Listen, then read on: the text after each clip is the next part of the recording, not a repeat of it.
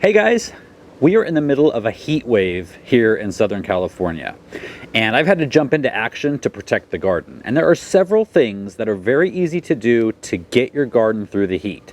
And I'm going to go over several of them coming up.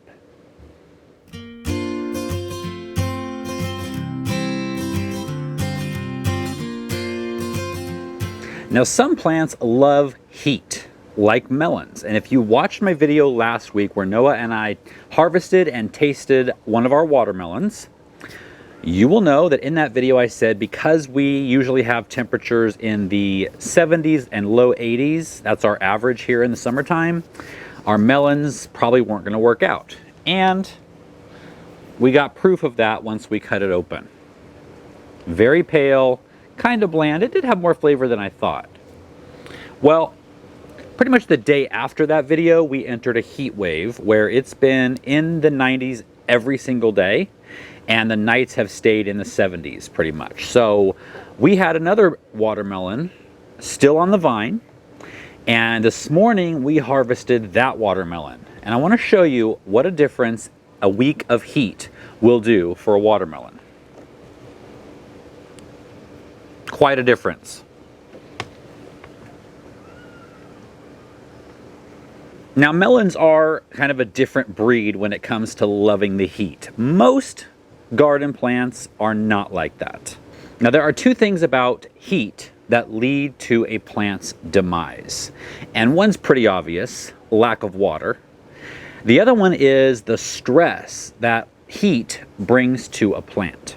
A stressed out plant is an unhealthy plant. And so you probably have noticed that you can have two plants next to each other. One might be covered in a pest like aphids, and the other one might be completely fine.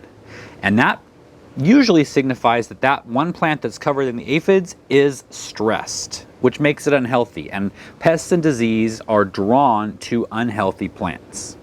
So when you're in a heat wave, you want to be on the lookout for signs of stress. And a lot of times those are wilting leaves, curling leaves, and flowers dropping off. Now, a lot of times when people see leaves wilting and curling, their immediate reaction is to water the plant. And sometimes it needs that, a lot of times it doesn't, and that could end up making the problem worse. So what do? We do the finger test. It's almost like taking your plant's temperature before prescribing it water. Stick your finger in 2 inches. If you feel moisture, it's totally fine. Even if it's wilted, it'll come back when the heat is gone. If you don't feel moisture, then it's time to water. It takes a lot of extra energy for a plant to protect itself from the heat. You know, they've got enough to worry about on a nice day, let alone the added stress of a hot day. And so we want to help them out and take some of that stress away. So the first thing we want to do is harvest fruit that is either ripe or almost ripe. And here's where, you know, like tomatoes, you might have to pick them if they're not perfectly red, just to help the plant get through the heat. So any ripe fruit, any almost ripe fruit, take that off the plant. That cuts down on one job that plant has to do, is ripening the fruit and producing seeds. Now, if you have done the finger test and you know for a fact that your plant needs water, then you need to water it, and water it deeply. You want the roots to be completely soaked all the way to the bottom of that root zone. If they're in a container, you need to see the water coming out the bottom. If they're in a raised bed, you need to, really do a finger test, maybe even dig down a little bit and make sure that you're watering deeply, not just sprinkling the surface. That's going to evaporate as quick as you put it on there, especially on a hot day. You want to really get the water deep into the soil away from the sun. Now, you really want to water in the morning.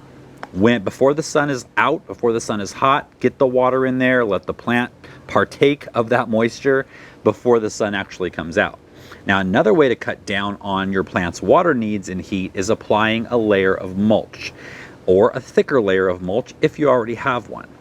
Now, you can use just about anything for mulch, anything that's going to keep that water in the soil and prohibit the evaporation. You can use wood chips, you can use dead leaves, you can use shredded newspaper, cardboard, anything you have that's going to be a barrier from that hot sun hitting the soil directly. Now, another thing you might want to plan ahead for next season is to plant densely. When you have plants densely packed into a space, within reason, you're going to have less sun hitting the soil. You're going to shade the ground with the plants themselves. And so this is one of the reasons that the Three Sisters planting works so well, is because all those leaves, especially the squash on the ground, protect the soil from the sun's rays. Now, out in the front yard where I have the Three Sisters bed, right next to it I have the tomato bed, and that tomato bed needs twice as much water as the Three Sisters bed for that very reason. Another real easy thing to do on really hot days is to just go out and throw some shade cloth over your plants. This is going to help a lot with blocking some of those rays. Now, you don't want to have it on there all season because the plant does need sun, but maybe 35%, you could actually leave that on quite a long time, especially if you get more than 8 hours of sun on your plants. I wouldn't go past a 50% shade cloth, and that would be for limited amounts of time. Now, if you live in a hot summer climate where pretty much you get a heat wave all summer long, then you might want to do some research and look into varieties of crops that you love that are more heat tolerant. So this winter, when you're, snuggled up by the fire with your seed catalog or with your laptop, look or even search through some varieties that love hot weather. There are tomatoes that deal with hotter weather. There are peppers that deal with hotter weather. Pretty much all the vegetables, someone has developed a variety that works well when temperatures are hot. So why fight nature? Just work alongside it.